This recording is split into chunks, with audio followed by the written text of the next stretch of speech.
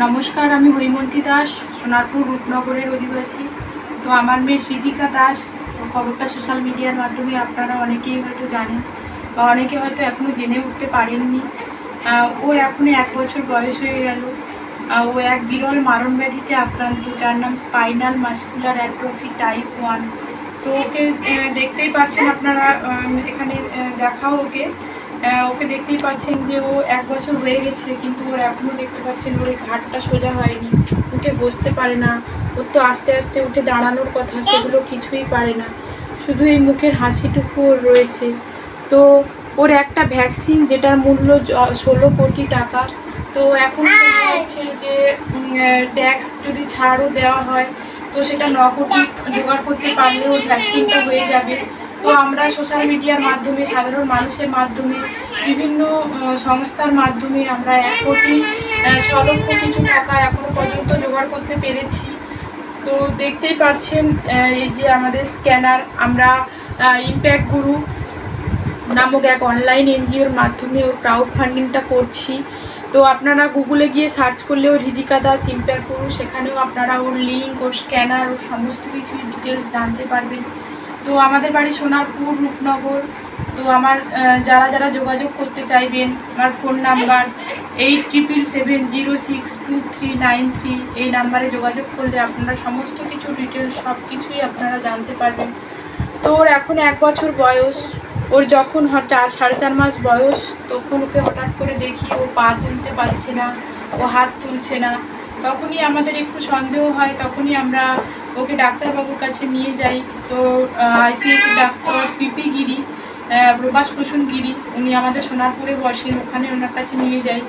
তো উনি প্রথমত ওকে দেখে বলে যে তাহলে তো এটা চিন্তার বিষয়, কেন পা তুলতে পারছে না। তো তখনই উনি SMA বলে এই জেনেটিক টেস্টটা করতে দেন।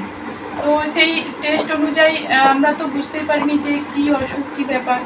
তো তারপর প্রায় 25 দিন পরে ও রিপোর্ট আসে, ব্যাঙ্গালোর থেকে এই রিপোর্টটা করতে হয়। তো সাধারণত এখানে হয় না।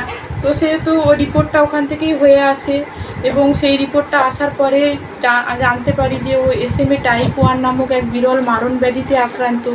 তো এই অসুখটার কারণে উঠে বসতে পারবে না, হাঁটাচলা করতে পারবে না। পরপর যত দিন যাবে ওদের নাকগুলো শুকিয়ে যাবে, মানে ওর খাবার গিলতে সমস্যা হবে, শ্বাস নিতে সমস্যা হবে।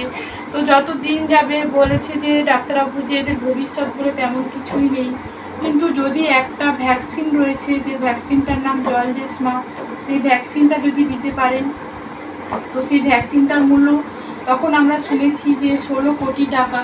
তো আমাদের পক্ষে তো সত্যি একটা মধ্যবিত্ত পরিবারের পক্ষে সেটা জোগাড় করা কোনো মতেই সম্ভব হচ্ছিল না। তো সেই কারণে আমরা সোশ্যাল মিডিয়ার দ্বারস্থ হই, বিভিন্ন ব্লগার, ইউটিউবার, বিভিন্ন সংস্থা, এনজিও, সমস্ত কিছুর মাধ্যমে, বিভিন্ন ক্লাব, তো সবার মাধ্যমে আমরা এখনও পর্যন্ত 1 কোটি 6 লক্ষ কিছু টাকা জোগাড় করে উঠতে পেরেছি। তো এখন যদি ও ট্যাক্সটা ছাড়ও দেয় তো 9 কোটি টাকার প্রয়োজন। তো বুঝতেই পারছেন যে এখনও কতটা পথ চলা বাকি। তো এর মধ্যে ও হঠাৎ মাঝে মাঝেই অসুস্থ হয়ে পড়ছে। তো ডিসেম্বরে প্রায় 25 দিন ও পিয়ারলেস হসপিটালে আইসিইউ, মানে জেনারেলেই ভর্তি ছিল, আগের বারে 25 দিন। তো এবারে গত মার্চের 8 তারিখ থেকে এপ্রিলের 8 তারিখ পর্যন্ত ও আইসিইউতে ছিল। এমনকি ওকে পিয়ারলেসের আইসিইউতেই ছিল, এমনকি ওর এমন পজিশন হয়ে গেছিলো যে ওকে ভেন্টিলেশনে পর্যন্ত দিতে হয়েছিল। তো ডাক্তারবাবুরাও আশা ছেড়ে দিয়েছিলেন, বলেছিলেন আপনারাও ভগবানকে ডাকুন, আমরাও ভগবানকে ডাকছি। তো সেই অবস্থা থেকে আপনাদের সকলের, সাধারণ মানুষের আশীর্বাদ বলুন, ভালোবাসায় বলুন, ও আবার ফিরে এসেছে আমাদের কাছে। তো এখন অনেকটা ও টিউব ছাড়া, আগে টিউব দেওয়া ছিল ওর নাকে, তো এখনও টিউব ছাড়া খেতে পাচ্ছে। তো আস্তে আস্তে, তো এখনও পর্যন্ত ওকে ঠিক রাখার জন্য আমাদের প্রতি মাসে ওকে একটা ওষুধ খাওয়াতে হয়, যার মূল্য 6,06,600 টাকা। তো এখন পর্যন্ত ওর 5টা বোতল খাওয়া হয়ে গেছে। তো এখনও যতক্ষণ না ও ভ্যাকসিনটা পাবে, ওকে ঠিক রাখতে গেলে ওই ওষুধটা ওকে খাইয়ে যেতে হবে। তো বুঝতেই পারছেন যে শুধুমাত্র ভ্যাকসিনটা নয়, এছাড়াও নানান আনুষঙ্গিক খরচও রয়েছে। তো সেটা একটা মধ্যবিত্ত পরিবারের পক্ষে সম্ভব নয়। সাধারণ মানুষরা পাশে এসে দাঁড়িয়েছিলেন বলে আমরা সেই ওষুধটাও ওকে খাওয়াচ্ছি। এমনকি যখনই হসপিটালে ভর্তি করতে হচ্ছে সেই সমস্ত টাকা পয়সা সব কিছুই আমরা চালিয়ে যাচ্ছি আর কি, ওকে বাঁচিয়ে রাখার জন্য। এমনকি বাড়িতে ফিজিওথেরাপি করানো হচ্ছে, যাতে ওর মানে মাসেলগুলো যাতে মানে সচল থাকে। তো সেই কারণে বুঝতেই পারছেন ওকে বাঁচিয়ে রাখতে গেলে একমাত্র এখন আমাদের একটাই ভরসা, যেটা হচ্ছে জলজেসমা ভ্যাকসিন। তো সকলের কাছে হাত জোর করে অনুরোধ করব, সবাই প্লিজ এগিয়ে আসুন।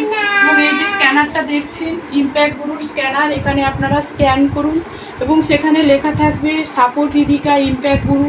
তো সবাইকে অনুরোধ করব, সবাই প্লিজ এগিয়ে আসুন, এই ফুলের মতো ছোট্ট শিশুটাকে বাঁচিয়ে রাখুন এই পৃথিবীর বুকে। আমি বাংলার খবর নিউজ চ্যানেলের মাধ্যমে আপনাদের সমস্ত দর্শকদের জানাতে চাইছি যে আপনারা সবাই প্লিজ হৃদিকার পাশে এসে দাঁড়ান। হৃদিকার এখন 13 মাস বয়স, 2 বছর বয়সের মধ্যে এই ভ্যাকসিনটা দিতে হবে। তো এখনও পর্যন্ত আমরা 1,06,00,000 কিছু টাকা জোগাড় করেছি। তো 9 কোটি টাকা পর্যন্ত যেতে গেলেও আমাদের এখনও অনেক মানুষের সহযোগিতার প্রয়োজন, অনেক মানুষের আশীর্বাদের হাত প্রয়োজন, অনেক মানুষের সহযোগিতার হাতের প্রয়োজন। তো আপনারা সবাই যদি আপনাদের সাধ্য মতো একটু একটু করে সহযোগিতার হাত বাড়িয়ে দেন, তাহলে নিশ্চয়ই ও একটা সুস্থ জীবন ফিরে পেতে পারবে। ওর মানে ভেন্টিলেশনে পর্যন্ত চলে গেছিলো, সেখান থেকে সকলের আশীর্বাদে, ভগবানের আশীর্বাদে ও ফিরে এসেছে আমাদের কাছে। ভীষণভাবে বাঁচতে চাইছে, ভীষণভাবে লড়াই করছে বাঁচার জন্য। ওর মাত্র 4.5 মাস বয়স থেকে ও লড়াই করছে, এখনও 13 মাস বয়স। ওর জীবনটাই মানে লড়াই করে চলেছে বাঁচার জন্য।